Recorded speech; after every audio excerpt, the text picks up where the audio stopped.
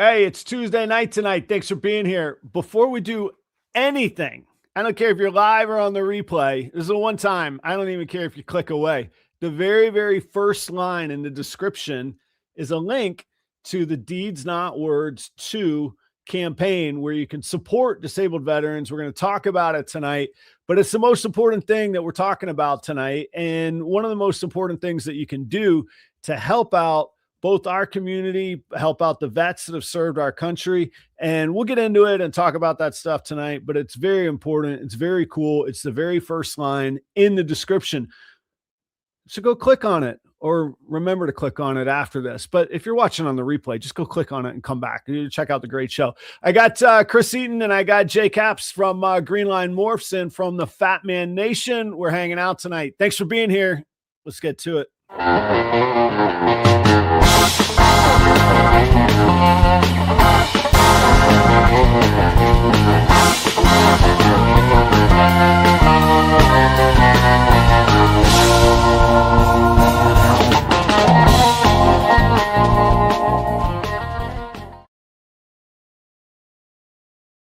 What's going on, everybody? Thanks for being here. We're coming to you landscape and portrait. Look, I like doing a little blessing, all that good stuff. Yeah, landscape and portrait. I hope that you are doing well. Chris Eaton and Kaps on the show tonight. And I was joking in the green room, like, these are the best shows. I don't have to do much prep. I got pros with me. We're just going to have a fun time. So don't go anywhere tonight. We are going to talk about the Deeds Not Words campaign, but, you know, I got to dig into Chris's mind about what he thinks of anything ball python related. And I haven't spent a whole lot of time with Jay. We got to do that. We got to learn a little bit more about what Jay's got going on in his snake room as well.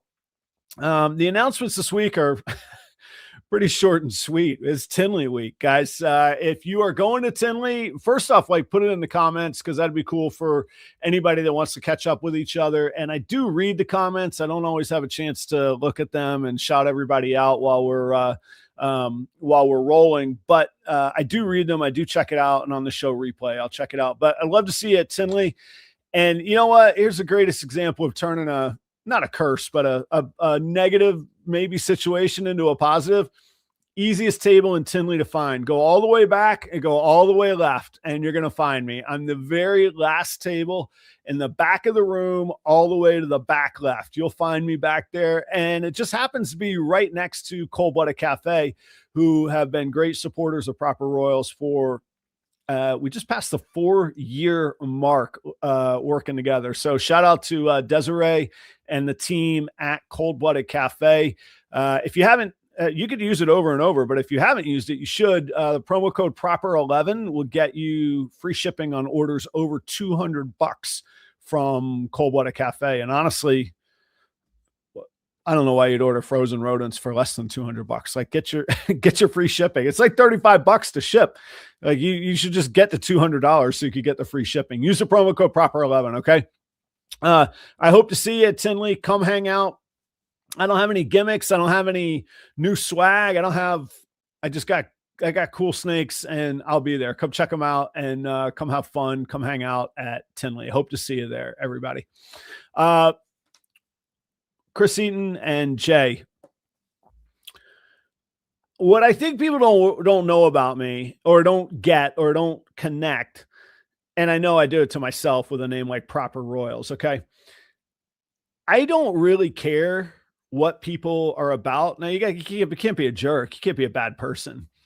But if you're authentic and you're real and you're yourself and you accept me as authentic and real and myself, we're going to be killer friends. So you don't know how many people are like, man, Adam, it doesn't make sense. You and Chris hanging out and blah, blah, blah, which I really think is an underhanded judgment of which I won't get into.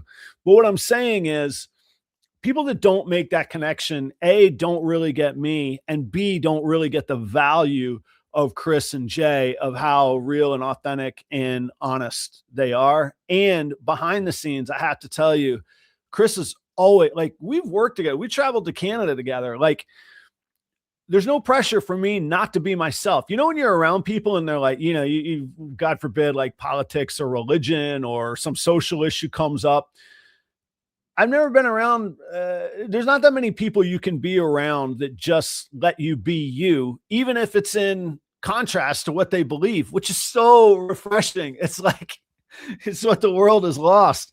So there's my little stump speech tonight. I adore these guys. I love hanging out with them. I would do shows more often with them, except they would get boring and we'd seem lazy and it'd be unoriginal. So we got to stay original and we got to stay, at the top of our game and all of that. But please welcome back to the proper royal stage, J Kaps and Chris Eaton.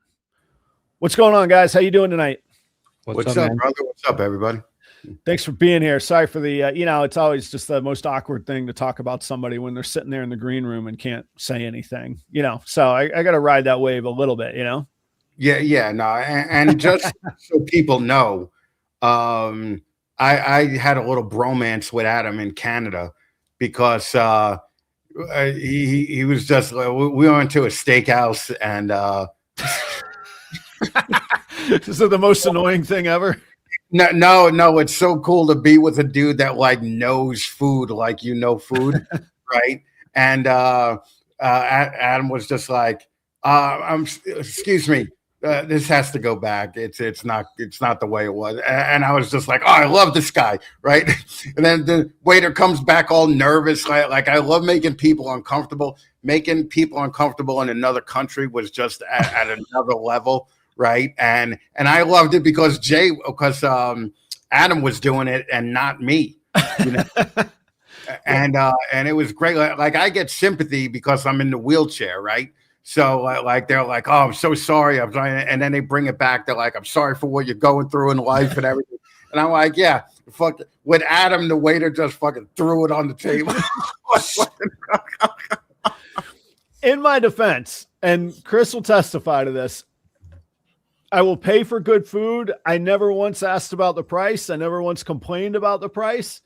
You got to deliver. That's what the whole value proposition of anything is. Like I'll pay for Gibson guitars, but they got to deliver and the same kind of thing. So that is a true story though. That is true. Hey, I forgot. I got to take it back and don't shout everybody out, but I got to give a special thanks to Shauna who ran, production for us that whole time in Canada, always working behind the scenes, carrying your load, man. This is fantastic. So thank you, Sean. I appreciate you. Don't make a joke about that. I know it as soon as I said it. I just, okay. Let's, Jay, how you doing, man? Not too bad, man. Thank you for being here, man. We did a little work on the 15 minutes on lame. And were you on last year for the Deeds Not Words episode 2 or not? I can't remember if you've been on the show with me here before. I think this is my first time on your show. Well, welcome. Thank you for being here, man. Last year I was more in the background of Deeds Not Words. Yeah. I like this year I'm a little bit more in the forefront. You were on, we did something on, 15 minutes of lame debates. No, I know we did that, but I think you were working with somebody else when I was on their show or a guest or so. It doesn't matter. These are all like convoluted little worlds of podcasts where it's all the same show. Jay was helping out everybody the year before when Paul won. I think that nobody knew what Jay is capable of, right? And when Jay was actually in the competition, Jay put out a video where he dove into the toilet and swam into the gutter, and it all looked real. Like I was like, this dude's like Spielberg. And I think that's when people realize, like, Jay's a good guy to do behind the scenes. Jay still runs the Shane Show. Oh, really? On Wednesday nights, right? Jay is the Shauna of that show. I didn't know that. Me and Shane are pretty good buddies. He's been holding out that information. I didn't know that. Maybe you were on there when I was on that. I don't know. Anyway. I'm all over the place, but I'm incognito when I do it. Just the way you like it, right? Yeah. Okay. Hey, before we get too far or we lose any focus, guys, tell us about Deeds Not Words if people don't know about it. And then tell us about this second year and where the support goes and all that kind of stuff. Oh, Jay handle that if he wants. So Deeds Not Words is a campaign that we came up with to actually help veterans out and not just say we are. There's a lot of organizations out there that pull in money, and not all that. I don't think a lot of that money goes towards actually helping veterans. But so we decided let's make this something that's truly about veterans and helping them. So all of our proceeds that we collect go to Camp Freedom, which is out here by me in Pennsylvania. And their mission is huge. They got like 6,000 some acres of land where veterans and first responders and Gold Star families can go up there, and they can go fishing, they can go hiking, camping, mountain bike riding. There's so much stuff up there. They got Chris out in the woods too, huh? Yep. We had they put me in a tank. A tank wheelchair. Yeah, a little bulldozer tank wheelchair, dude, man. That thing was awesome. I felt like Professor X in X-Men in the new Marvel movies, right? Like it could go anywhere. And they also have hunting on the property, and hunting is huge with people, man. Like I didn't know how big hunting was, but that they have buffalo like on the property where we're talking big game. Yeah, you can go deer hunting, buffalo hunting.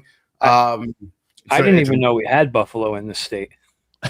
Yeah, they got buffalo right in Camp Freedom. And you have to go there to see what an amazing place it is. Like when you're actually there, you're like, holy crap, this place is the real deal.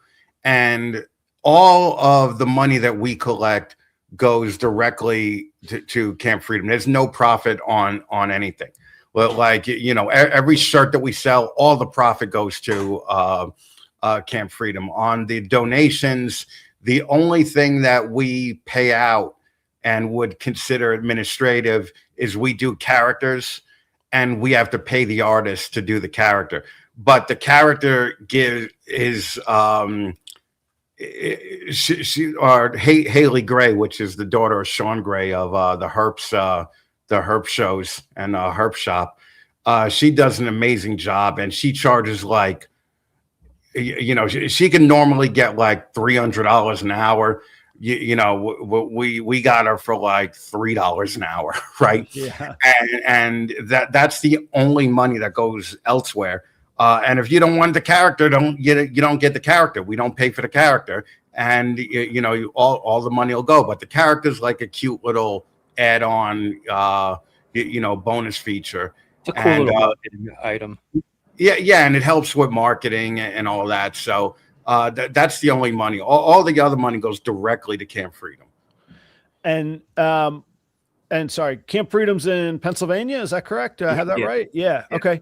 And last year, what were the results? What were you able to donate at the end of it? When all was said and done. $7,200. Awesome. Yeah. Awesome, man. What does that bring for like a place like Camp Freedom? I mean, we were kind of joking about getting you on a tank in the woods, but there are people that, like you say, if they want to go hunt or they want to just be out in the woods, some people just can't be out in nature anymore. Right. And that's a legitimate thing that they have to put the veterans in. Yeah. They have several of them. Yeah. A little kid was in one, and Sean and Jay were like, we're going to get you one of those. This is bullshit that you're wheeling around on gravel. Right. And next thing I know, I looked over, and the guy's bringing me over a tank, right? And he's like, come check this thing out. It was, you could get anywhere with it, Yeah. It was like, if I wanted to go Bigfoot hunting in this tank, I could go Bigfoot hunting in this tank. You could get over hills and rocks and streams, and it's such a great device. And for dudes that lost their legs, or lost their use of their leg, that they can't really just go wheelchair hunting anymore. No. You have to have some really stupid deer and buffalo, to just walk up to a wheelchair guy and have him get a shot at you. But with this thing, and they don't just let you go out and shoot things. They have guides and everything. but if you go to the place and you're just like, oh, I'm not disabled anymore. And anything the guys over here walking could do, I could do, or it's literally a life-changing place, man. Yeah. I think obviously like we all take for granted some of the freedoms and things that we have, which is not new news. And it's the nature of things. Like we forget, even no matter what anybody thinks about any current state of anything at any given time in history, we still have it better on this planet than most people have ever had in the history of the world. And we forget that little things like a walk in nature or fishing by a stream or hunting in a stand or getting out to, the edge of a field. It's really easy to take that stuff for granted. And I have to think the mental boost to revisit that just for a day or an afternoon or however long the trip to the camp is, whether it's a week or an hour or a month or 10 minutes. I'm sure it's amazing, and it's just a huge mental boost just to get back to that moment for a little bit. And I don't even mean that like people are pitiful or anything like that. We all have moments in our lives where we're like, man, that was a special place. I'm so glad I got to revisit that memory for a moment. I think it's outstanding. I think it's a great mission, and thank you guys for doing that. So you did 7,200 last year. What's the goal for this year? 10,000. 10,000. Do you want to give any update? Where are you at? What's the outlook? What's the projection? How you feeling? I think we're going to make it this year. We've been doing it. The campaign is basically a month old. We started it February 1st, and we already reached almost half of that 10,000. Nice. So, and that's between shirts and donations, and and we're still going after the bigger people in the community for donations, and just buy a shirt. Anything you do is going to help out and put us more towards that number.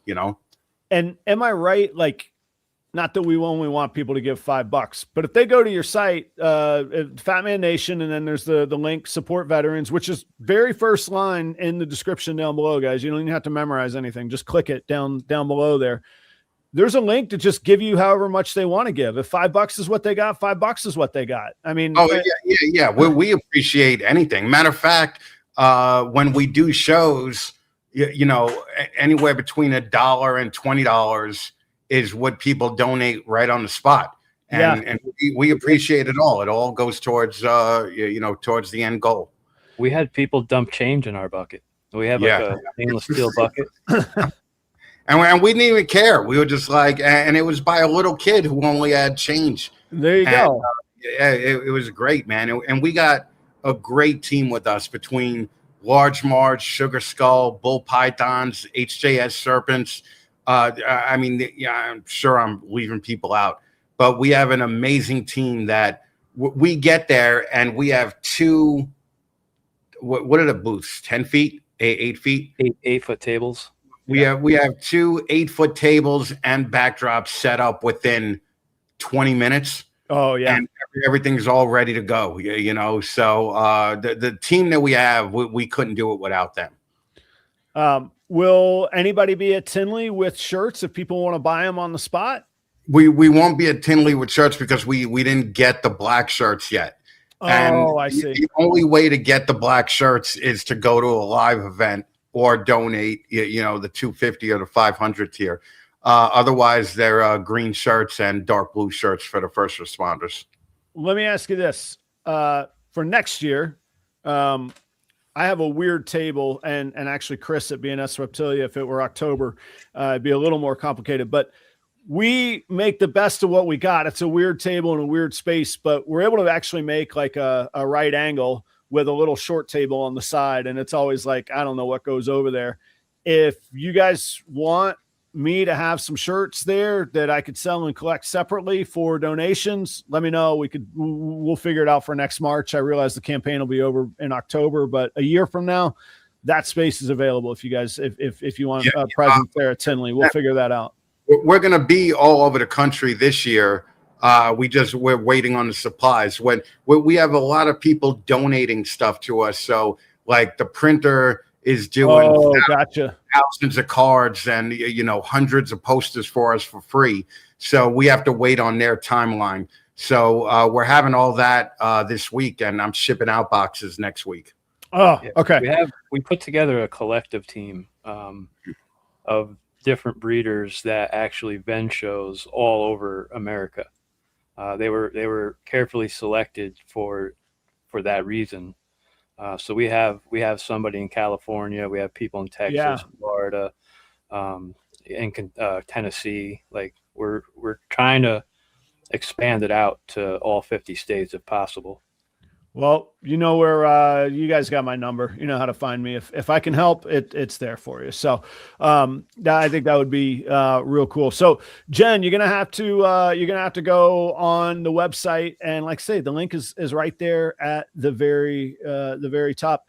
Did you guys find last year that there's like an initial big pop? Because you said you're already halfway, and from like a timeline, we're only a quarter of the way there, but do you find that there's the initial excitement and then it trails off? Is that where you're saying that you might get there? I don't think it died last year. It was a steady momentum from start to finish. Oh, nice.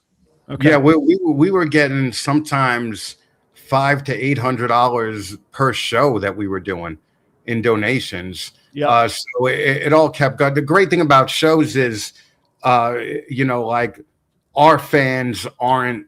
There's totally new people at the show. Like they could never see us, and once they see the giant, vet, help the disabled vets out and first responders, people come up, and it doesn't hurt to have guys like Sammy there who are great salespeople. Sammy doesn't stop, man. he doesn't stop at all. I mean, we raised $500 in Albany. Like in Albany, like who would have thought at an Albany show we would have did that? And Sammy pulled in $700 or $800 at one of the Gettysburg shows, I think. Yeah, that was the Nassau show. It was Long Island, yeah. And Sammy loves doing it. We make a whole bunch of jokes like Sammy's like, my boss over there found me in the Home Depot parking lot, and if I don't make a donation, he's going to send me back. He's calling ICE. And Sammy's just like... He's our day worker.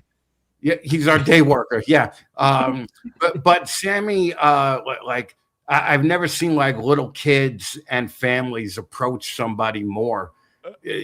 Sammy just has that vibrance to him in the room. He does, and another one that's just totally authentically himself, man. There's no curtain to peek behind. You're peeking at the whole thing from the second you lay eyes on him, man. Oh well, because he was in Canada with us. Yeah, so we were hanging out in Canada. He was the last one at the end of the night, always hanging, and he doesn't even drink. He was like, "Yeah, I'll hang out with you." We were just still hanging out at the end of the night, man. Yeah, man. He's the friendships that we made between me and Jay, me and Paul were already friends, but me and Kevin, HJS, I mean, the friendships that like these guys will walk in front of a bus for each other. Yeah. And, those are the kind of people that we wanted in this thing, I agree. And it's a cool crew, man. And I got to hang out with most of them in Canada, which I knew everybody, but I never meant the joke was we had to go to Canada to meet each other, but like it was a real cool thing. I was scrolling back because I was looking for one. Here we go. Chris brought up a good idea. We did something in the past where all the super chats or the basically the tip money goes to deeds, not words. And we did that last year, and Chris and I covered the YouTube feeds. But here's the reality. I think Chris and I paid about $400, and it's not about what we paid. It's that $400 could just go straight to deeds, not words. Okay. So like the net or the gross of what was paid, YouTube still kept $400 of that. So yeah, we were happy to make it up, and thank you guys for how much you gave last year. But there's a reason I put it as line. I get chills talking about it. There's a reason it's line number 1 in the description, is so that you could go there and 100% of your money goes there. And I don't know, maybe Chris and I will figure out some way to match a percentage or something. Again, it's not that we forked out money.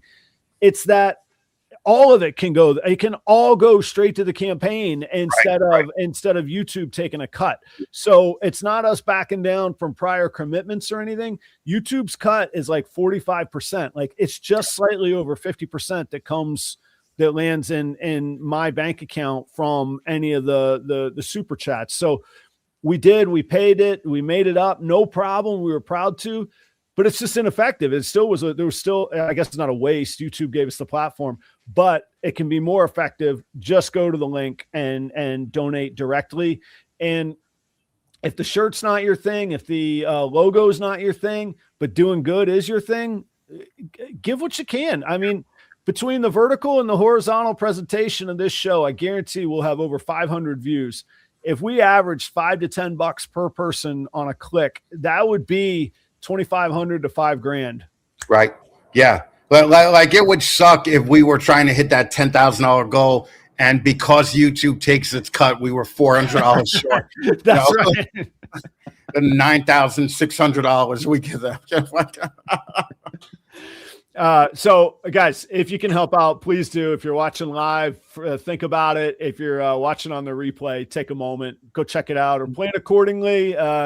Look, if you could drop $1,000 on a ball python, you can drop 5, 10, 35, 100, $200 in the deeds not words jar. Yeah, so if they don't want to buy a shirt, there's instructions on the Fat Man Nation website where it tells you exactly how you could send any cash donation.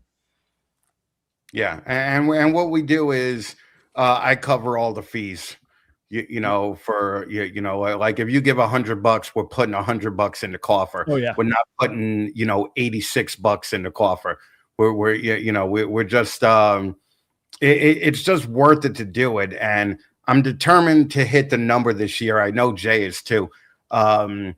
Sammy wanted to double it, which I'm really happy, because that means Sammy's going to work a lot harder, on the shows that he does with us. So last year, Sammy, every person that bought a shirt, he just took $10 out of his pocket and threw it in. For like no reason. Yeah. So we sell the shirts for $35. Sammy was selling the shirts for $25 and then just putting $10 in. And we sold a lot of shirts those days. And he's the kind of guy that's not posting. He's not making videos of him dropping tens he just goes and does it. Yeah, exactly, man. That's the stuff I love, man. He's actually, so he lives out in Connecticut, and he is linked up with a VFW. I have yet to talk to them yet, but he's trying to do a ZD dinner and sell tickets for it. I got to talk with him more about it, but that's not going to happen until April or May. And the other thing is, for big donations, since we're not a 501c3 registered corporation yet, you could donate directly to Camp Freedom and just put Operation Deeds Not Words, and this way all that money goes to Camp Freedom. So that's what Ozzy did last year. I think Ozzy put in $2,000. So it was really but if you do that, let us know so we could account for it in our total. Yeah, and we'll provide you with the tax ID and all that other stuff. That's really cool, because if you got big money problems, there's a big money answer. There it is, right there. You need a deduction before April 15th. You got time. You got 5 weeks still to hook this up. So, all right, guys. Well, good luck with that. Thank you for doing that, Chris. You've got a long history of great campaigns that you've been kind enough to include me in, and I've been proud to. Jay, one question. You said that Jay, you said earlier this was something that you all created. Tell me about how did it start? Where did this idea come from? What was there kind of a genesis moment on there? So every year, Chris does a portion of the year, and he'll I guess take on another company and push whatever their mission is. Right. And the first year, which would have been 3 years ago, I believe we were doing hero bracelets. We were doing Till Valhalla first. Yeah. The Till Valhalla shirts. Yeah. And I don't know. I just felt like we could do more. We can create our own thing. And that way we know where everything is going. Like, we have more control over it. So I had this idea That's my And, that's my guitar strap from a gig last Thursday with the Till Valhalla bracelet on it there. And that's the Hero Company. Yeah. yeah, that stays on the Gibson strap there. So I came up with the concept, and I figured, since there's a lot of veterans in this community, let's prop them up as well as while we're doing this. So that's on the back of the shirt is all veteran companies and first responder companies. And I mean, it wouldn't be, this idea wouldn't be as big as it is without Chris. So collectively, both of us, I think we were just powerhouse, destined to be, to do this. Yeah, the thing with Jay and how what he's not telling you is that how this initially started. I was talking to Jay, and Jay was like, "Man, what I would really love to do is build houses for veterans and have a gated community just for veterans and just give them the houses." And I was like, "Holy shit, this dude is thinking big," Right. And so when I decided, what company I was going to work with or whatever this year, Jay was like, "Why don't we cut out the middleman and just, this way we could actually account for, what we sold." Like, we sold a lot of Till Valhalla shirts. I mean, I don't know if you remember, but there were posts all over the place about people buying shirts, but we couldn't keep track. So I do know that we got about $6,000 towards Till Valhalla in shirts, just from the people that posted pictures, Okay. So that's when we were like, maybe we just do our own. This way we could keep account of everything. Right. And we could pick where it's going, Mm-hmm. and, Jay had mentioned Camp Freedom in passing one day. And he was like, I'd really like to help out, this place. And Camp Freedom does things with like Counts Customs out in LA, Las Vegas. Oh, like, cool. If you remember Counts Customs, he's the guy. Yeah. Porn stars, they always would go to him for value on cars and all that. And they built like Jeeps and Cadillacs, and they auctioned off, those Cadillacs and Jeeps for Camp Freedom. Oh, And cool. So we're just joining like a long line of like rock and roll people doing cool stuff for veterans. Right. So we're just part of the bigger picture, and if we could be a small part of the picture, I'm thrilled with that. That's been like my thing my whole life, is to be a part of something that's bigger than myself. Right. I think Camp Freedom has thousands and thousands of veterans and first responders integrated into their system. I'm in their system. I go in there, I got to check in, and whatever the event is, that they have tons of events going on, flea markets, auctions, banquets, balls. Oh, cool. They have annual stuff is off site. Some of it's not even on the campground. They do it all over the place. They travel the United States doing it. You touched on something, both being a part of something, which I think people crave, like, as ironic as it is to say, because we're hanging out on a podcast on different coasts, or I'm not on a coast at all, but you get the point, way apart.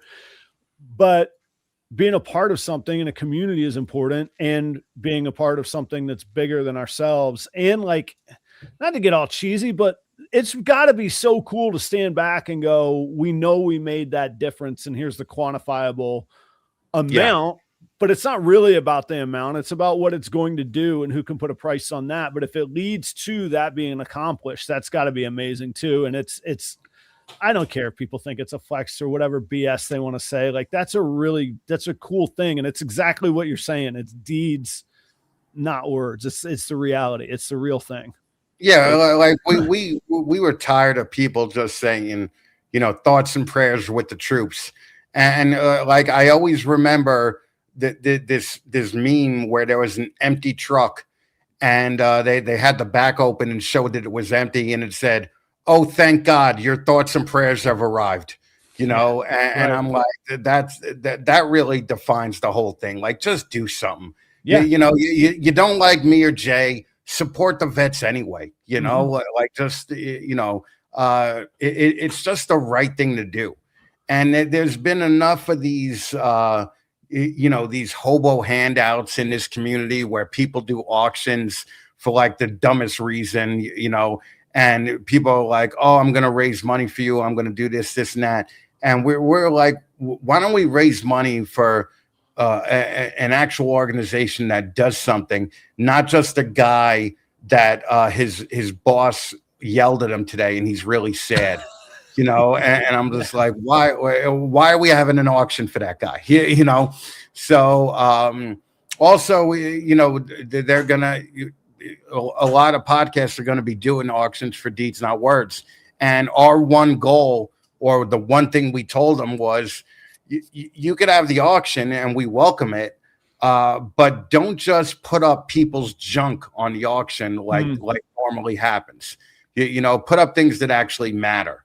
Right. And people have stepped up and they're doing it, and it's more so than the monetary value. Selfishly, I'm doing it because I've developed better friends doing this campaign for the last 2 years than I have in my 25 years in the hobby. So I can't put it better than that. And I'm not going to get on a soapbox about, the benefits of giving and doing good and all that, but caring about something is important. And I'll just leave it there. But the benefits are fantastic, wide reaching, ripple effect. And here we all are hanging out tonight. That is Jim at Warrior Garden Exotics. Jim, just shoot a message to Jay and Chris. Jim is a veteran. He's over in Illinois. And Jim, I did get your message. I've just been stupid busy. I will follow up with you. I got it. I'm not ignoring you. I saw it. I just haven't. He's a veteran. Yet. Definitely message me. Yeah. So, Chris, let's get to something else that's really important. How are you doing, man? You had a bit of you went on a little unplanned vacation for a little while, man. You doing all right? Yeah, it was rough. I went through a botched surgery that left my other leg useless as well. And going through that is you have your parents there and you have your friends there, but it's a lonely time. Where people are going through it with you, but they're not you, and you just realize everything that you can't do. And this is one of the reasons that, I think that we put so much into the Deeds Not Words thing, is because if I didn't do that, I would just sit home being miserable, and it's, getting your mind right and getting out of it is, kind of a thing. So, yeah, Patrick, he's a veteran. He's a veteran. He's probably from 10th Mountain Division too. Yeah, he's one of the greatest guys that I fucking know, man. Patrick is the real deal. He is. We always get to hang out at Tinley. I'm excited to see it. So twice a year I get to see him. That's what people don't get about like a cool show or a cool community. Like, it's just a cool hang out and get together. Yeah, we need to sell something and try and keep the lights on and all that, but it's so cool to see people and hang out. Yeah, I'll see Patrick this weekend as well. Hey, Patrick, you didn't get bumped. We just got to spread it out, Yeah. And what happened is when we put the word out this year, I mean, it filled up so quick. We only have 16 lines in the back of the shirt to put these, company names. Oh, I see. I didn't know what you guys were talking about. I was like, bumped from where? What are we talking about? I got you from the shirt. So okay. I want to, like, Patrick, you're always part of the group, but I want to expand it out and give other veteran companies a chance to get a little spotlight on them as well. Yeah, Patrick was on the first year, I believe, right? Yeah. All right, Jay, you took away my thunder. I was going to be like, Patrick, step up now, make your donation, make sure you get to the front of the line next year. Okay, all right. But then Jay had this really like kind, insightful thing that everybody gets a shot. I'm like, okay, I'll shut up, Adam. That's all right. So not to get too much into your personal stuff, Chris, but you getting by? You all right there? What do you got? Yeah. No, I'm just I'm learning to live like Sean Bradley. All right. with with just no use of the other leg, So what I'm doing now is I have a lot of grabbers in the house, Okay. right? Yeah. I have a lot of grabbers, and basically last time Shauna was here, I have a fairly big apartment, right? And I was just like, why do I need a living room, right? Like I don't spend time in the living room, and we turned the entire living room into 2 other studios, to film in front of. Yeah. And now, it's like I'm just doing everything I can to keep busy because, like I said, it's very easy just to lay down and feel sorry for yourself. And I'm trying hard not to do that. I don't allow it. Like a couple days will go by, I see no movement, no sound from Chris. I just call him up, light a fire under his ass. Jay call me up. I tell everybody I went full retard from Tropic Thunder, and that's what I'm like. Yeah, no, I got to learn to live with it now, just like Ben Stiller did, right? So. Well, I was going to make a joke that, all those years of giving Bradley the business, you see what that got you, That's, I'm positive he's the reason I'm this way. Bradley might have gave him the business back. Yeah, because what I did was my point. Yeah. I had made a video as a joke telling disabled people stop complaining when normal people park in your parking spot. I'm like, just find another spot. Shut up and find another spot. You're on wheels. You got momentum. You could go further, right? And I did it as a total joke, but man, did it piss off the paraplegic guys. I imagine. And Sean Bradley came on, and everybody, there were hundreds of comments laughing, saying, great job dealing with, what's going on in your life. And every comment, Sean Bradley left an FU to that person. So and then he starts talking about how I'm fake handicapped. And I was like, I didn't realize that there was a ladder to being handicapped. Oh, there's a purity test, huh? Yeah, Christopher Reeve is at the top, right? And Sean Bradley's somewhere in the middle, and I'm way at the bottom. But now I'm catching up to Sean.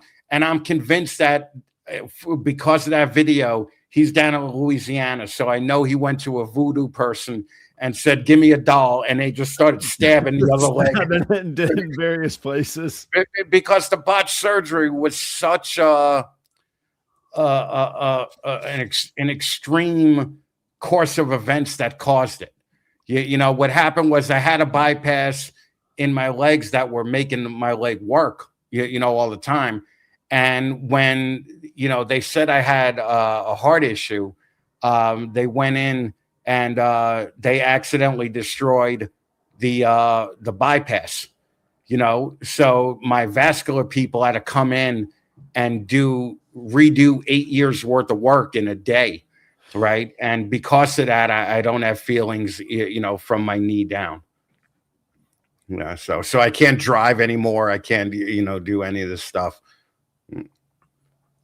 Stop looking so sad, dude. I'm getting by. I know, but Macamorphs nailed it. Like you can't just sit there and I'm not saying this to you. I'm just like, I'm going through the thoughts where like I complain about having to dig out a drain at a car wash. Like it's such a brutal, awful job. Like, okay, I got 2 legs and I can bend down and pick up a shovel full of muck that I don't, and I get, I get people's quarters and they give me a little bit of their dirt and I'm like, oh, this sucks. Like, I just need to shut up sometimes, and that's really what I'm thinking about. I know you're getting by, and I know the thing that sucks, like I said, and I think you mentioned it last show, I can't go on stage anymore. I can't perform music anymore. I can't do like everything that I did love.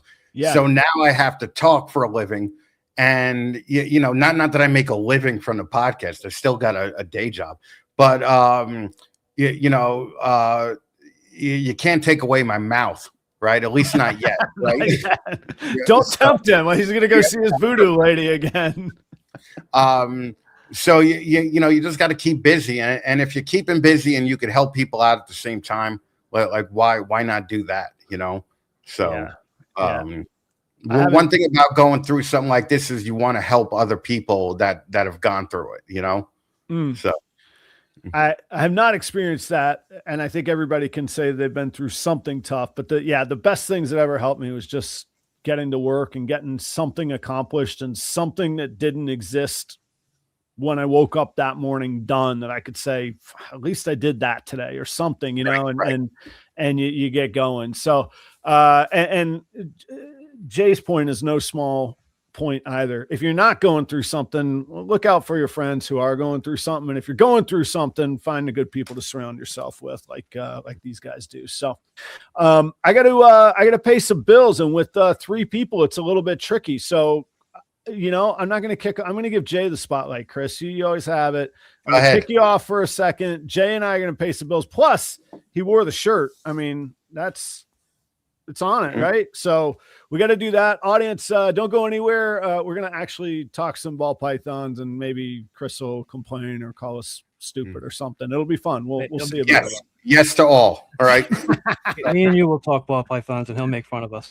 There we go. Guys, as we mentioned, Redline Shipping. Why Redline Shipping? Redline Shipping has a phone number you could call for customer service that will be answered by reptile keepers and enthusiasts who know what they're doing and have institutional knowledge at FedEx. When you hear, oh, they can't do anything, what response did you get when there was the hazmat spill last week and your animals were stuck in Memphis if you didn't ship with Redline? If you shipped with Redline, they went and got them accounted for with the FedEx staff, accounted for. You get my point. Check out Redline Shipping. It's a great user interface. Use the promo code PROPER5. Get yourself $5 off your next shipping label. Thanks to Redline for all the support. Shedtesting.com. One logo up top is becoming, that logo right down there. Phenome. You see them side by side. Phenome is shedtesting.com of the future. That's the same company.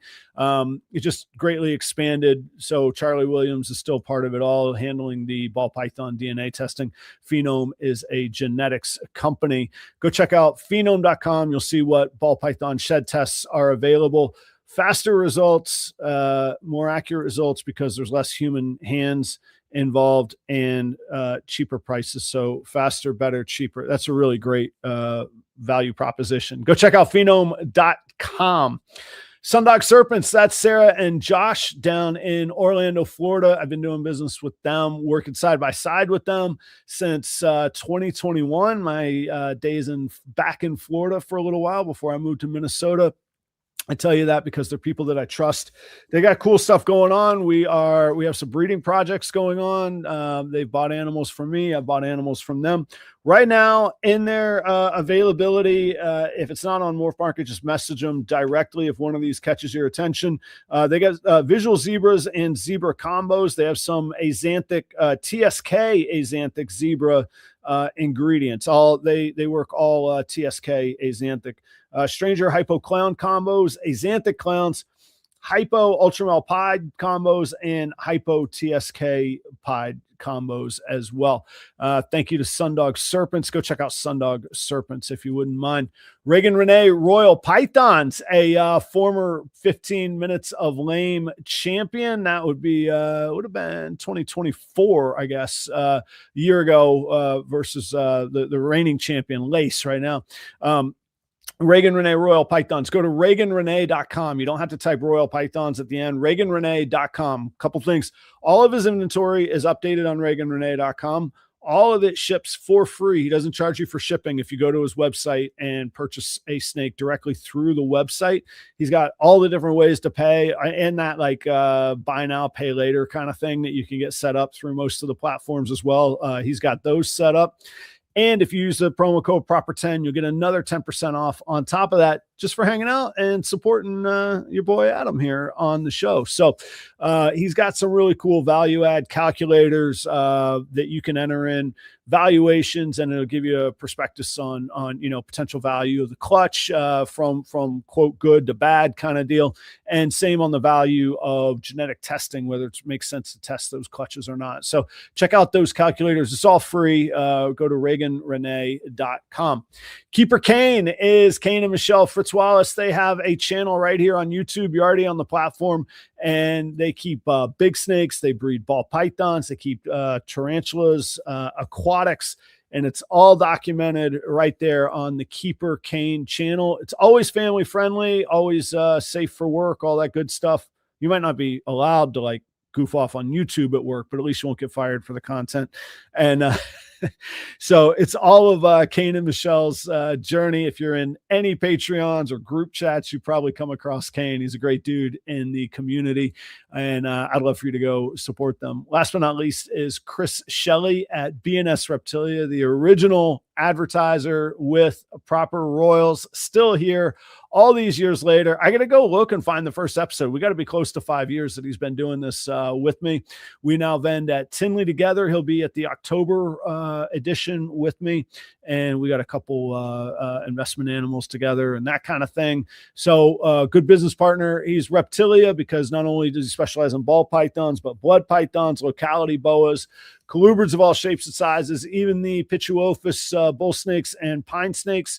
He'll have the permits, documentation, and the education to make sure that you can own them legally where you're at. If you are interested in that, get in touch with Chris at BNS Reptilia. He's also the regional shipper of, he's also the regional purveyor of the chipper cocoa. So if you're in need of any of the above, go check him out.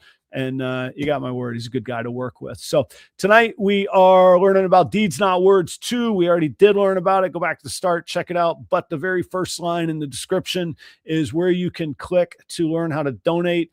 You could buy a shirt. You could buy an avatar graphic at a certain donation level. And there's even a higher tier with a military challenge coin, custom for Deeds Not Words. And if you don't want any of that and you just want to support a good cause, there's a link in there too where you can just give however much you are able and comfortable to. I hope that you will support Deeds Not Words. I hope you'll support all of these companies. These are all people from within our industry that support our industry. I'm thankful. They literally keep my lights on, and they keep me going on Tuesday nights. I can't quit now. So thanks, everybody. And obviously, audience, thank you very much. I'll see you guys at Tinley this weekend. Jay, because I know, you know, Chris wouldn't have a ball python anyhow these days, but what kind of things are you working? What gets you going on ball pythons? Why ball pythons? All that good stuff. Tell people about yourself a little bit. So a lot of people think I'm new to this. I'm just new to ball pythons and social media. I've kept several different kinds of pythons through the years. I started breeding retics while I was in the military. I did it in the barracks. And until the chain of command found out about it. I was going to say, how does that go down? Is it like that has to be either completely ignored or completely like done in a second, right? So my immediate chain of command knew about it, but yeah. I was squared away, so nobody really gave me any shit about it. But a battalion found out, and that's when it had to come to an end. What does one do with retics in the barracks when the battalion finds out about it? So Sergeant Major was on his way down to do an inspection, and we didn't know about it. So I got somebody rapping on my door at like 3 in the morning, and they were like, "Yo, you got to get the shit out of here like now." How big were they at the time? Oh, I had animal plastic T20s. I think they're like 6 foot long, stacked up. I think I had like 4 or 5 of them in the barracks, and yeah, we had to pick everything up and right out the door into a van, and I brought it to one of my buddies. He's married, so he lived in all post housing. Are you at liberty to say like where in the country generally this was? So check this out. I was at Fort Drum, which retics are illegal in New York. Okay, but I'm on federal land, so it doesn't really count. Yeah, I mean. Yeah, who's gonna who's yeah, okay, that's yeah, all right. Whenever Jay tells that story, I think of the sergeant from Full Metal Jacket, where he's like, what the fuck is that? And he's like, a jelly donut, sir. And I could just see Jay like a reticulated python, sir. So the Sergeant Major in question, he was Sergeant Major Moore, but we called him. He called us all Ranger buddies because he was a tabbed Ranger, and he's exactly like that. we're not that I want to make light of this in this way, but like, were the snakes ever in danger? Like, if you startle somebody with a retic that has that, I'm assuming he's armed somehow or physically capable of some pretty heavy duty damage. What was the response that he comes up on these things? So most of the people in the barracks, like the soldiers that lived there, they were kind of scared of them. Like Yeah, right. they didn't really know. There was only like a small group of people that hung out in my room, and it was, like other reptile type people. Yeah. I don't know what his reaction would have been if he actually seen it. Oh, he's I'm kind of glad caught we wind. never found out either. Yeah. Right. Yeah. What just hypothetically, what's not like the physical pain, but like what would have been like an official punishment? Was it just get rid of him and you were done, or did you did you have to peel some potatoes or something? This particular guy would have kicked my ass. Yeah, he like, physically. Okay, so we got him out of the building and we got him off post, and nobody ever knew. I still talk to my first sergeant and another sergeant major, and they joke about it to this day. Right. They can't believe I'm still that's what he says. He's like, can't believe you're still messing with those snakes. Yeah. What's the attraction for it? Do you find it as a getaway? Do you find it as just a cool thing? I've always been interested in them, but now it's more of, it keeps me busy. So legally I'm disabled too because I have PTSD. I've been to combat 4 or 5 times. Yes, sir. So for me, it is an escape from everything. It keeps my mind focused. It keeps me going. They're like my soldiers, so I'm responsible for them. Yeah. So I got to make sure that, their thrivability is still going. Yeah. Thanks for sharing that tidbit with us, man. Thank you. I appreciate it. And cool. You get into any specific morphs? Anything got you excited these days? I work a lot with clown. This year I got some desert ghost clown stuff, Cool. some desert ghost exantic clown stuff going, some confusion clown stuff going, and some bang clown stuff going. All right. What's this bang thing? Like, is this one of these, to use Chris's, not Chris's expression, I've said, is this going to be one of these pump and dump things? Like, it seems like a little gang. Like, some people can get it, some can't. What's up with it?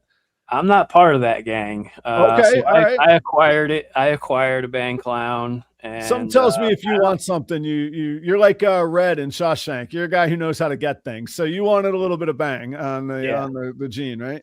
Yeah. So I'm working it and see what I could do with it. I have paired it to some hurricane het clown stuff, so I'm pretty excited to see what the turnout of that looks like. Okay. And my comment was tongue in cheek, like Chris Shelley, Jeremy Warfel. I give these guys a whole bunch of crap for it. Nathan, they all have, they're the bang gang. I call them. Like, you talk about it, but you can't sell it. Like, what's going on here? Actually, this is probably the first time that I've told anybody that I have. So I have things that I just don't talk about. Right. Okay. Well, all right, there we go. Breaking news. Thanks for sharing. Where can people find you? Obviously on Instagram, Morph Market. Do you vent shows with your animals? I'm on Morph Market, Reptile ads. There's a Facebook page, but it's kind of tied to the Instagram page. So right. How's your experience been with Reptile ads? So I just started the account. I haven't uploaded anything onto it yet. Okay. I'm been slacking. I got a lot of other stuff going on, and there's just not enough time in a day sometimes. But eventually, I'm gonna get that going. But I do exist there. Okay. All right. That's actually exactly my story too. I exist there. I haven't done anything. I feel bad. Husbandry Pro has been great to me. No issues with Reptile ads, and I certainly root for them. So I'm interested to hear people's feedback on that. So, what's got your blood boiling these days, Chris? What's your favorite thing that you've heard lately, man? A couple of things. He's made a list. First of all, you people and your rainbow projects. Yeah, I got it. I just think that that's the dumbest project in the world. That is the longest possible road to a banana, right? That's all. That's all it is. Okay. That's. I'm taking the long way to get to a banana. I'm going to do this rainbow thing. But actually, I'm really happy with the attitude that changed over the last couple of years. Craig and I were talking about this on some podcast where the one thing 2025 kind of proved to everybody is that this isn't a get rich quick scheme, ball python thing anymore. People realize the work that it's becoming a real industry, right? Mm-hmm. Because of all the people involved in it. And what I'm really seeing is the people that are making $1,000 to $3,000 a show selling $500 animals really doing good right now. And I love the fact that it's changed from I'm going to become the next Justin to, hey, if I could make an extra 40 grand a year selling ball pythons, doing something I love, that puts me in a totally different tax bracket than I am right now. And I love the attitude shift. With some of the bigger people, I still find I get aggravated when they talk about doubling your money, tripling your money, and saying that during the sale of the animal. Well, whenever I bought a snake from Justin, and we've spent thousands of dollars on snakes from Justin, Justin never said to me, "You'll double your money next year. You'll triple your money next year." And these podcasts that are coming on saying, you're going to make the money, they're so hypocritical because they're like, buy in big, but spend the money. And, one of the guys said to make any sort of impact, you have to come in with 200 grand, 250 grand. And that's kind of discouraging people, I think. Saying I'm not going to make an impact coming in when I'm seeing father-son teams and local guys making $2,000-$3,000 at a show at a local show, and they're totally thrilled with life, right? Right. And there's no aspiration to be the next Justin or the next Miguel, or and you could hold on to the dream, but there is a lot of pump and dump action going on. With people saying come in and spend $20,000 on this snake because history has shown next year that the snake won't sell for $400. And of course you can make your 20 grand back eventually if you sell 80 of those snakes. But I'm really happy with the way the ball python people are doing it now, because the majority of people that I deal with are in that mid-level, small to mid-level range, and they're happy with everything. I think I know it's a cheesy cliche, but I honestly, I think comparison is what do they say? It's the thief of joy or whatever. Like if you're not enjoying what you're doing, and you've seen it in music too, like, and you've seen these dudes that can absolutely rip on the dirt cheapest guitar. They can make a broomstick sound like Eddie Van Halen. And then some dude walks in with like a $5 grand Les Paul custom and plays a G chord. And he's like, I'm the guy, and you're like, you're not doing anything, but if all anybody, and comparison is fun because we like to show off and there's Instagram and all of that. But if you're judging yourself against other people, like judge it against yourself in the mirror, or whether your numbers are black or red, because if your numbers are black, screw what anybody else has to say about what you're breeding. That is a victory right there, man. Absolutely. And people tend to forget, you could put $200,000 into it, but you're not those guys. Like you don't have that personality. Like it takes a special guy to be a Miguel or a Bob Vu or a Justin. Like your average guy doesn't have that ability. And the thing that bothers me is when people sell you the thought that you have that ability. But what people got to remember is, listen, if everybody is special, then nobody is special. That's you know? right. Yeah, not everybody's all above average. Yeah, that's the bottom line. And I love seeing people successful with this. But I also do, love seeing people who are like, yo, I remortgaged my house, and got into ball pythons. And after and you've been in this long enough where after 2 minutes talking to them, you're like, yeah, I don't know if I would have did that if I was you,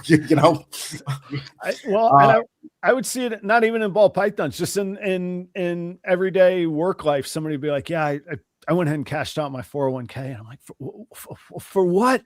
Why? Yeah. What are you doing? You don't do that. Like, go. It's okay.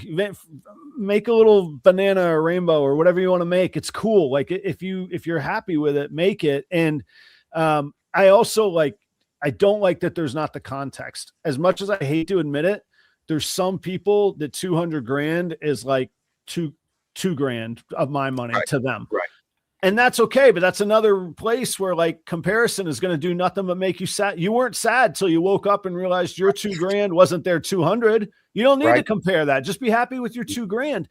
And that context goes out the window. There are people that can afford it and they've built businesses and they've been successful in life and they know, hey, here's another widget that I can't fall in love with. I see the angle. I'm going to go for it. That's fine.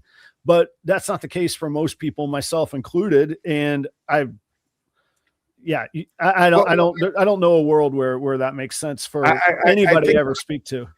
I think what a lot of breeders now, especially the bigger breeders, and not all of them, guys like Justin, guys like Bob, aren't the people doing it. But they're selling FOMO. They're not even selling snakes anymore. They're selling fear of missing out on something.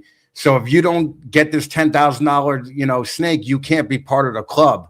And if you're not part of the club, then you don't matter, right?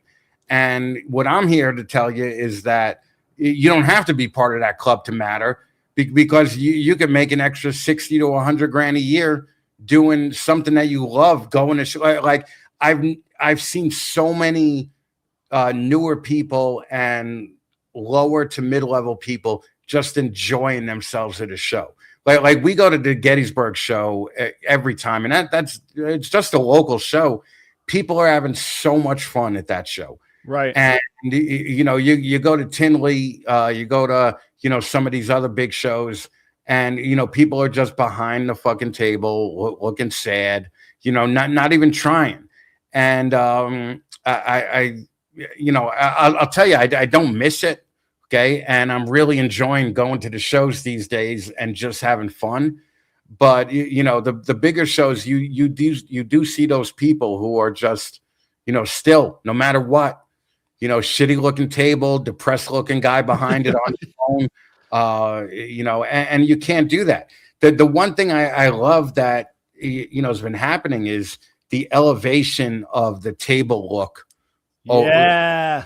I'm loving that it looks like an actual trade show now instead of a Tijuana flea market, so I love seeing, I mean, listen, some of the banners and designs are just god awful, but at least they're trying, at least they're trying. I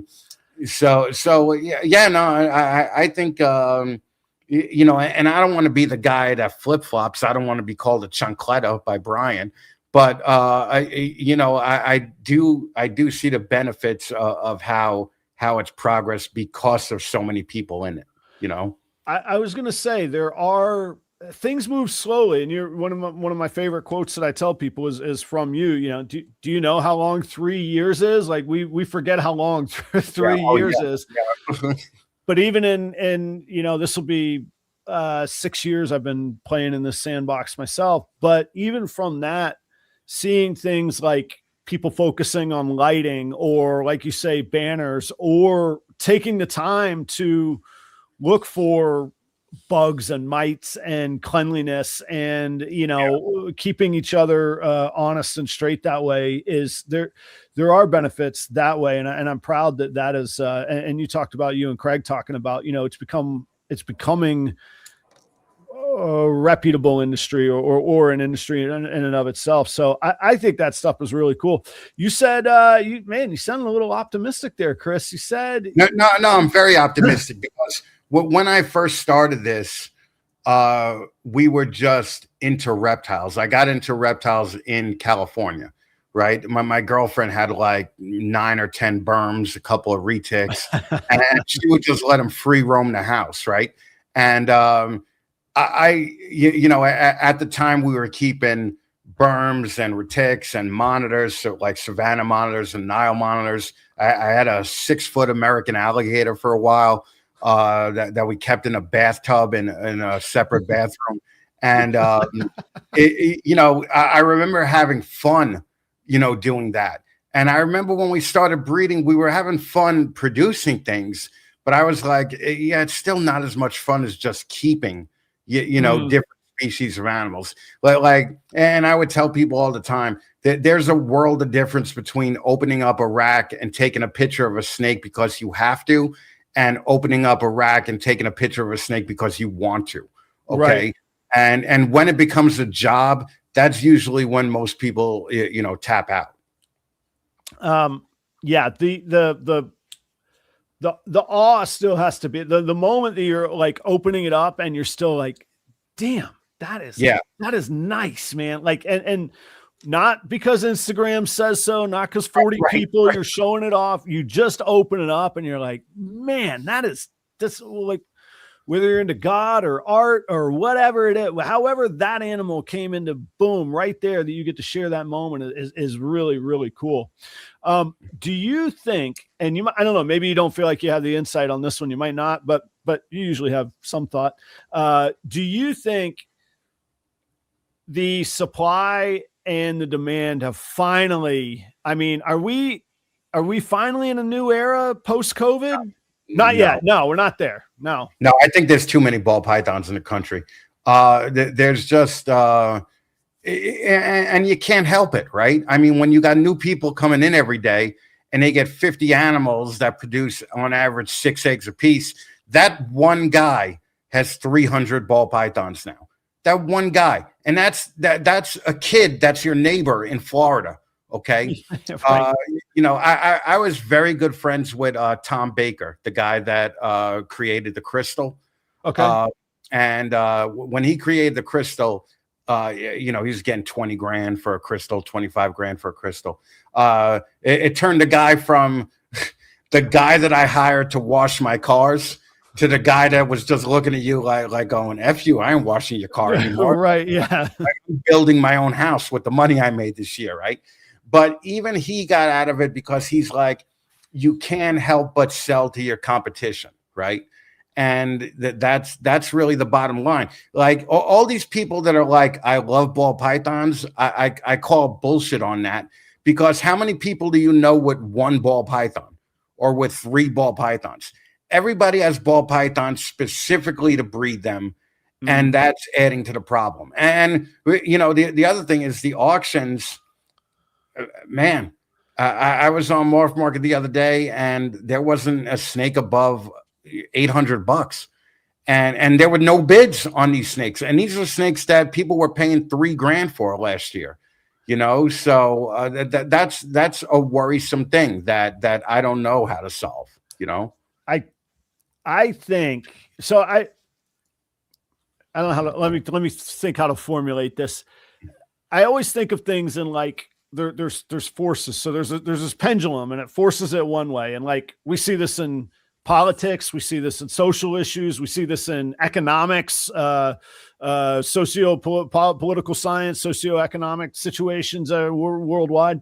And I see it as like, okay, we swung really hard to auctions and maybe we swung a little too hard, not thinking what the long-term ramifications are. But then also the people that bought in so heavily only on auctions and were taught and bought into the habits of, I'm only going to buy something for a deal. Like we all hear all our lives. Sometimes you got to spend money for quality. And, right. I'm not trying to be the guy that goes buy expensive quality ball python. Don't get me wrong on that. But what I am saying is it's kind of like the red line value proposition. If you want somebody that's going to help you after the sale, don't buy at an auction. If you want somebody that's going to get back in touch with you, or if you call on them and say, hey, this thing's got scale rot that you didn't disclose, you ain't going to hear from them on an auction, you know? Right. And so there's a stiffer buyer beware. And I don't like auctions. I've never felt the need to. I wouldn't say never. I didn't even say thanks to Palm Street. I do use Palm Street, but I use it for the live sales. But about once a year, I do an auction. If there's stuff that just plain doesn't sell, fine, I'll auction it. But as like a core business model, I think that pendulum's going to have to come back, because it's just not worth it. And I don't think people could stay focused, to your point, on the 3 and the 5 and the 10-year projects if really what they're buying are deals rather than projects and focus. Well, not only that, you know, the thing that you got to remember is that I would agree with you if this was a product, right? But it's a living animal, right? So what do you think happened to the thousands of cinnamons that were produced in 2001, 2002? That they end up in a freezer somewhere, you know? And it's going to get to the point where I was thinking it was going to be last year, but I think within the next year or two, ball pythons are going to be sold specifically for food, you know, in some cases.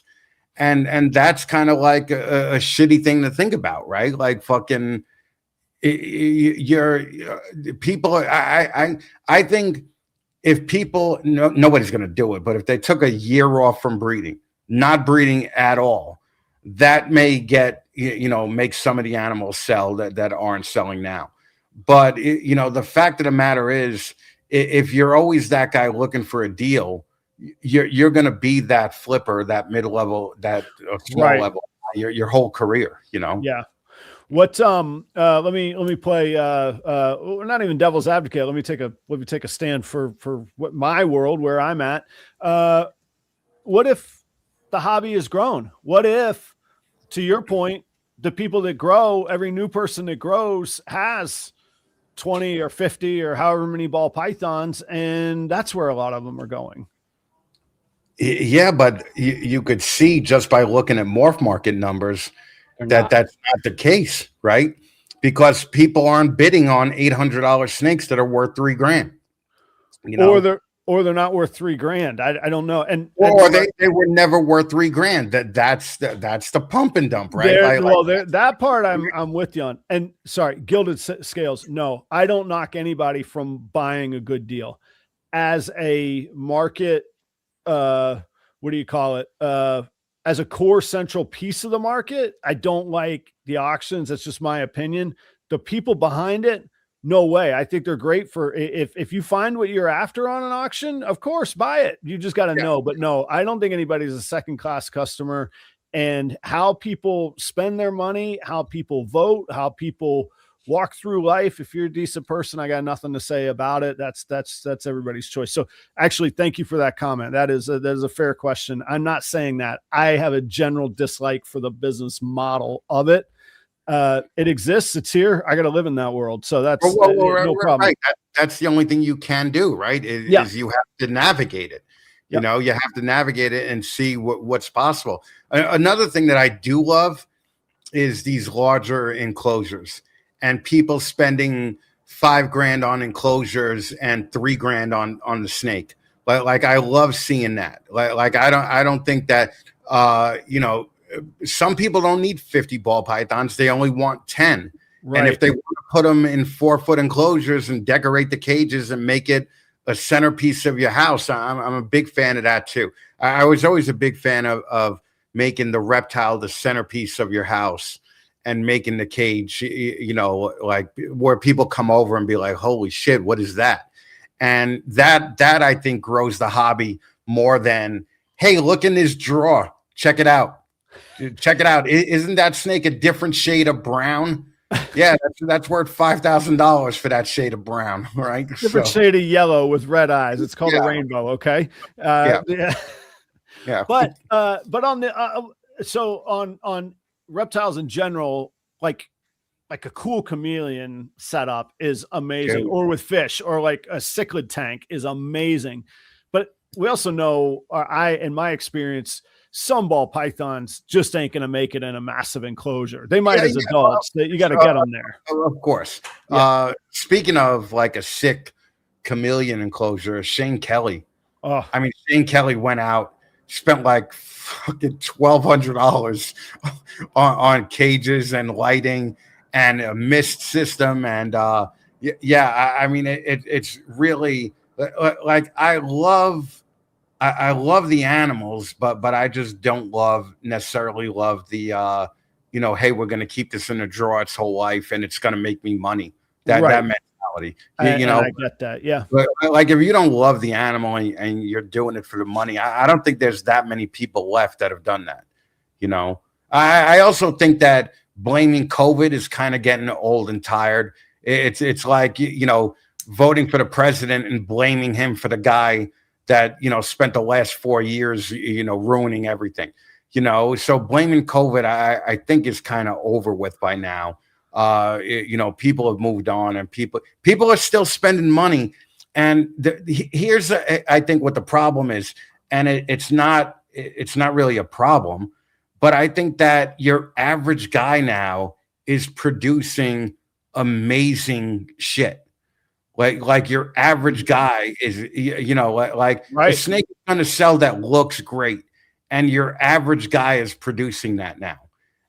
So I think what's going to happen is eventually the top end ball pythons are going to, have a leveling out point of $2,500, let's say.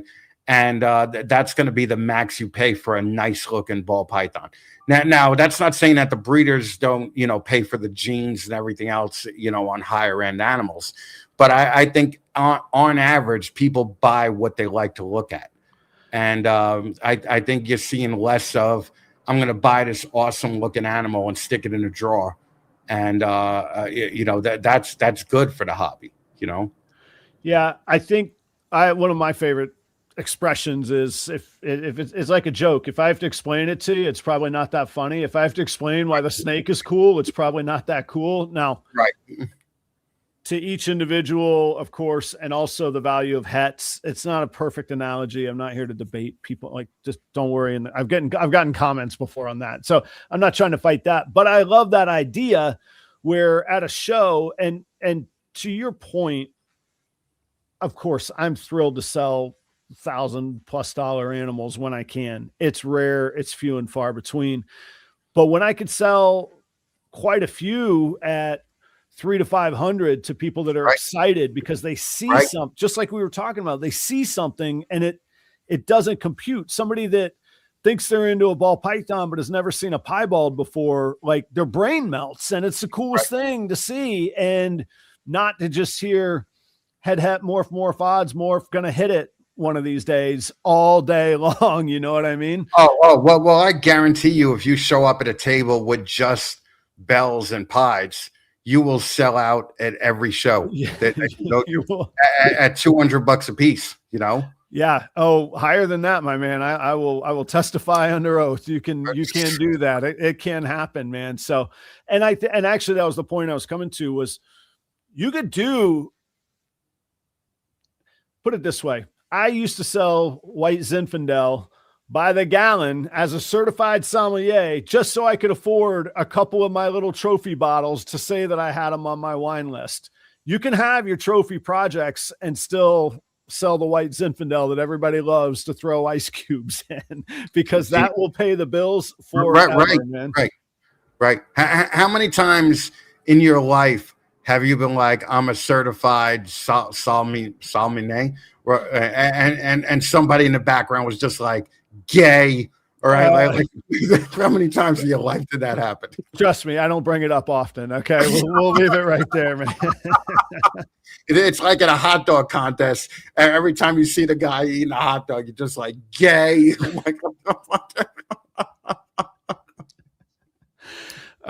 Yeah. Well, so, okay. I'm still excited. I like going out there. I like getting out there and selling, and I think it's fun. And I always appreciate, you had a great explanation one time of what people don't know. If anybody's watching this and doesn't know Chris, he doesn't just come and complain. Did you say more than 10 years of your life you were at this with probably bigger money than anybody else's? Oh, not anybody, but most people watching have put in.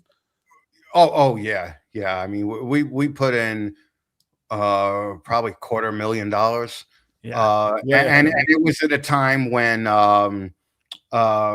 people were paying. Like we imported, 2 of the first 10 strangers that were ever in the country. So we have a history, and then prior to that, like I've been keeping reptiles on a large scale since 1999. Now, for the past 5 years, I've taken off and just have 1 or 2 reptiles in the house, but that doesn't negate the experience, And that's the one thing that's like an uphill battle with me is like, people always think, oh, he's the guy that complains and is the funny guy, but he doesn't know what he's talking about. Like I'm like, bitch, I fucking put in more money than you made in 10 years, into this hobby. So, I mean, we were paying, I think we paid $4,000 for our first banana clown. We bought 2 of them, and now, banana clowns for $30, right? So it's like, and what people forget is that there's, there's competition, like ball python people to ball python people. There's definitely so much competition now, but people are forgetting the guy that sells 200 single gene ultramels wholesale a year and makes his 90 grand and walks away happy. Is that guy a failure because you've never heard of him? I mean, that's the kind of BS in the hobby that I don't like, where the older guys and the people, doing things like that don't get zero respect. I know people that you never heard of that bought 5 and 6 houses on their ball python money, and are still, living that life today. How many podcasts have you seen Mark and Kim Bell on? I was just about to say, you and I know at least one person that's got 18 to 20 buildings on his property, 2 of them houses, and nobody's, and I'll let him be. And he's awesome. He's been a huge help to me and a huge friend, but nobody knows him. And he's happy to be that way because he doesn't have to deal with any of this stuff. He sends out an email and the orders come in and he goes about his business. Right. Yeah. And he's just happy doing it, Yes. Yeah. Good man too. Yeah. He's a great guy. Yeah. So, guys, go to the Fat Man Nation or the very first line in the description. Go check out the Deeds Not Words. Give a little bit. Like I say, how many of y'all are going to watch this? How many views are there going to be? Think what a difference. 5, 10, 20, $35. You get a shirt for it. You can get the graphic for it. You can do the different tiers, and Chris and Jay are awesome. You want some easy promotion and a good way to do something good? Fine. Be selfish. Get your easy promotion, man. They're going to show you off. They're going to put you over, man. Thanks for doing what you guys are doing. Forget, all the nitpicking and BS we choose to engage in this hobby. Sometimes this is cool stuff you guys are doing. Thank you for that. Yeah. Well, this is the one thing that you can't really argue. Like this first responders, you can't be like, no, they don't deserve my money, Right. So, these are guys that ran towards the worst situations in life when everybody else was running away. All right. So come on, guys. I mean, really, just buy a shirt, right? Even if you never wear it, Yeah. So the thing that I can't believe is people are buying shirts asking for my signature on it. Look at that. I'm just like, what do you want that $35 shirt to be worth $8? Like I remember when Jeremy Baud was doing your guitar. Yeah. And he was bringing it to everybody. And he was like, Chris, I'd really like you to sign it. And I'm like, what? I'm like, there's no way I'm signing that with Ralph Davis and Brian Barczyk. Like, dude, you must be out of your mind. yeah, I'm surprised at that, and I'm just thankful for the support that I get in the hobby. For just being honest, like that's all I'm doing is like just telling you what I think of it. You don't like what I think of it, don't do it. That's all. Not invest, that invest in a rainbow. There you go. Go give me a call in a year. Invest in a rainbow. Yeah. Well, yeah. We don't even have to go down that rabbit hole. But isn't it crazy? Like people can change the channel. You can watch something else. It's okay. Yeah. It's all right. I don't want you to, but it's okay if you do. Yeah. Listen, I understand that I'm a polarizing person, right? Like it's either people are like, oh man, Chris is awesome. Look at what he's doing for the vets. Or it's like, fuck that crippled fuck, right? There's nobody that says, oh, Chris, yeah, he's all right. Like literally nobody in the middle there. So I'm just happy with the people that like me, appreciate what I do. And as well as I do, like so much gets put into this dumb show, right? Like literally the amount of time and equipment and energy it takes to do it every week. I've been doing this for, since 2016. Yeah. So 9 years, people that appreciate it, I'm really happy about that. And just two quick things I wanted to mention about the sponsors. Number one, Phenome is going to have a bunch of announcements at Tinley this week, so I look forward to that. And then Redline, just last year, I ship everything through Redline, and they lost a package of shirts that we were doing, and they always say, oh, these shipping companies can't send people on the truck. Redline found the truck and sent the guy in the truck, found the package, and it got delivered the next day. So if that's not touting what Redline can do and the other companies can't, then ship with the other companies. But believe me, there's a problem waiting to happen. Okay.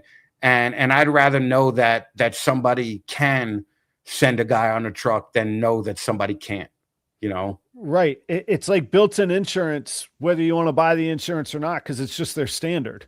Yeah. Yep. Yeah. Guys, thank you for hanging out tonight. Audience, I got Jared from Gem Exotics next week on the show. Post Tinley as well. I hope to see everybody there. Chris and Jay, seriously, thank you. It's a pleasure to have you guys. I love hanging out with you, and I look forward to doing it again sometime soon. If I can help, let me know, and go donate, do all that good stuff. Josh, when you gonna come on this show, man? I'm a little jealous. I think you've been on Chris's before. I've had Josh on. Yeah. Yeah, you ruined him. Anyway, Josh. Yeah, no, Josh is awesome. Fucking such a great guy, man. I had a memorable evening in Daytona that I'm sure both of us have fuzzy recollections of, and it was just the way it should be. So cheers, everybody. See you guys next week. Thank you so much. And yeah, deeds not words. Thanks.